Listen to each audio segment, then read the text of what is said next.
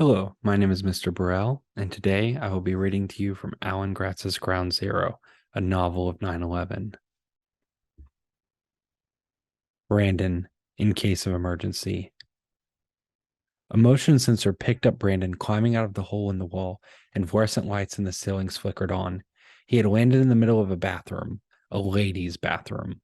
But Brandon didn't have time to be embarrassed. He scrambled to his feet and peered back through the hole at the people still trapped in the elevator. "I'll bring help," he promised, and ran for the bathroom door. Brandon burst out into a corridor. He ran past a fire extinguisher and a fire hose box hanging on the wall and into the first office he came to, a company with the name Hayaguko Bank printed on the door. He saw a reception desk and a couple of chairs for visitors, but no one was around. "Hello," Brandon called.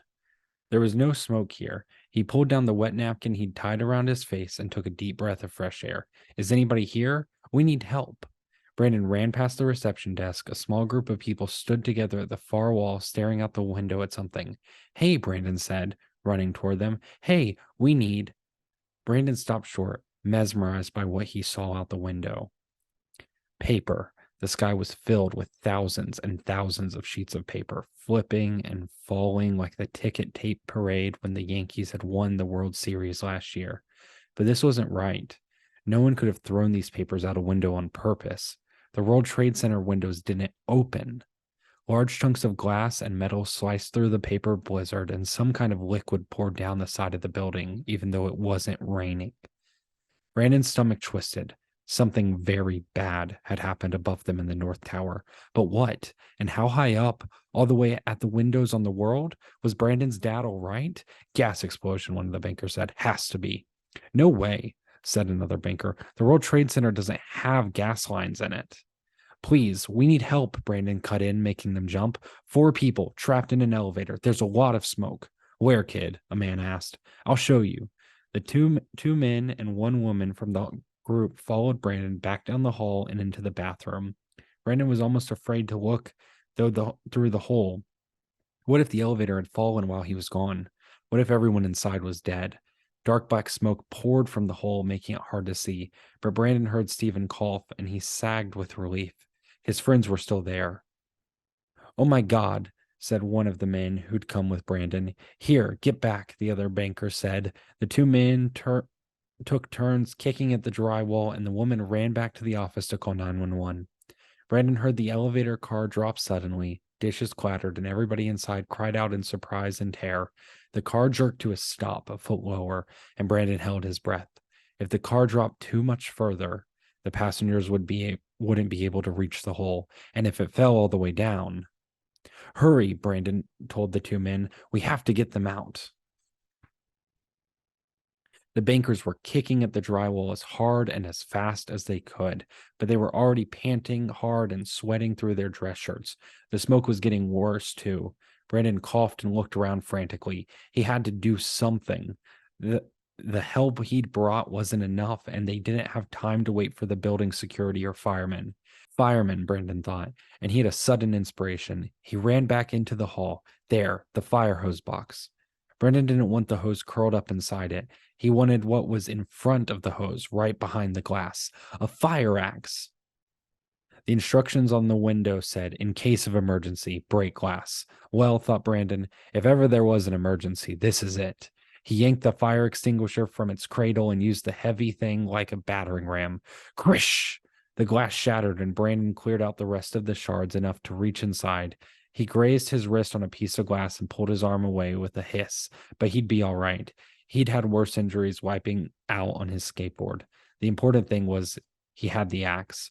Brandon ran back to the bathroom where the two bankers were standing bent over, their hands on their knees. They were out of breath, and the smoke was even thicker than before.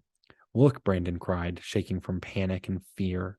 Brandon lifted the big axe over his head and swung it down hard on the ragged break in the drywall. Whack! The axe knocked off a chunk of sheetrock, but Brandon didn't hit it square on. The axe kicked away from the wall and slammed into the floor behind the hole. Chink! Shattering the bathroom's tiles. "Whoa, whoa, whoa," one of the bankers said, taking the axe from Brandon. "Good job, kid, but I got it from here." Brandon stood back as the man swung the axe at the wall. He was stronger and his arms were better. In less than a minute, he had opened a hole big enough for Marnie to squeeze through.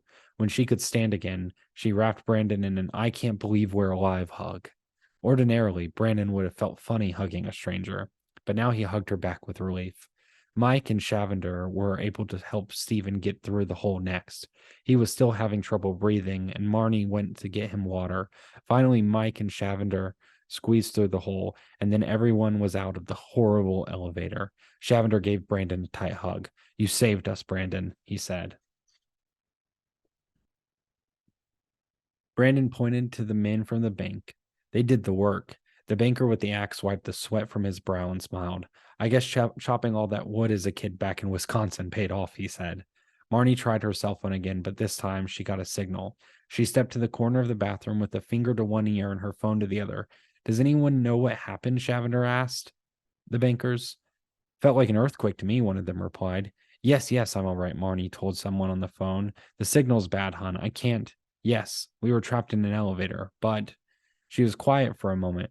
"Oh my God," she said. She turned to face the rest of them. "My husband says an airplane hit the building, a passenger jet. It's all over the news." "My God," Stephen said. "That must be why the building tilted. We were in the elevator when the plane hit." "A plane hit the building?" Brandon felt a jolt go through him. That didn't make any sense. How could you fly a plane into one of the Twin Towers by accident? They were the biggest, tallest buildings in the city, and there wasn't a cloud in the sky. No pilot in his right mind would screech. Brandon heard the sound of metal grinding against metal, and he flinched. He and the others glanced back at the hole just in time to see the elevator car plummet down the shaft. Nobody moved and nobody spoke. Everyone was waiting and listening for the elevator car to hit bottom, but the crash never came. Or maybe it was just so far down they couldn't hear it. Brandon exhaled and slumped forward. Mike cursed underneath his breath, and Stephen let out a single sob. They had come that close to plummeting to their death. "Hun, I'll call you back when I get out," Marnie said into her phone and flipped it closed. In a daze, Brandon followed everyone out of the bathroom. The two bankers went back to the office, and the elevator survivors stood in a huddle. "The plane must have hit somewhere high up," Mike said quietly. "Cut through the elevator cables." "My dad," Brandon said suddenly. "He's in the windows on the world. What if the plane hit the 107th floor?" He exchanged a frantic glance with Shavender. Stephen's eyes searching the ceiling. "My company is spread out over 5 floors. What if it hit one of those?" Marnie put a hand over her mouth.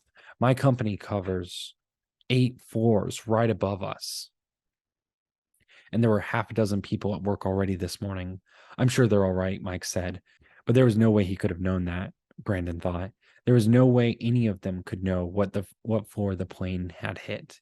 One of the bankers came back from his office. "Claudia got 911 on the phone," he reported. "They said to stay put and wait for the firemen." Mike shook his head. "Not me. I'm done. I think escaping that elevator deserves taking the rest of the day off." The other elevator survivors nodded. "I am not getting into another elevator, maybe ever," Shavender said. He gestured to the door that led to a stairwell. "It's 85 flights of stairs down or 22 flights up." "Up? Why would we go up if that's where the plane hit?" asked Mike. "The stairs might still be clear and they can take us off the roof in helicopters," Shavender explained. "They did it once before in 93, and it's a lot shorter trip." "I left my purse and things in my office," said Mari. "You can come back and get them tomorrow," Shavender told her. Stephen coughed. "I can't go up," he said. "I'm sorry. I'm still having trouble breathing." "I'll help you go down, no worries," said Mike. "So will I," Shavender said. Stephen nodded gratefully, and each man took one of Stephen's arms over their shoulders. Marnie followed them. The bankers decided to stay. Nobody asked Brandon what he wanted to do.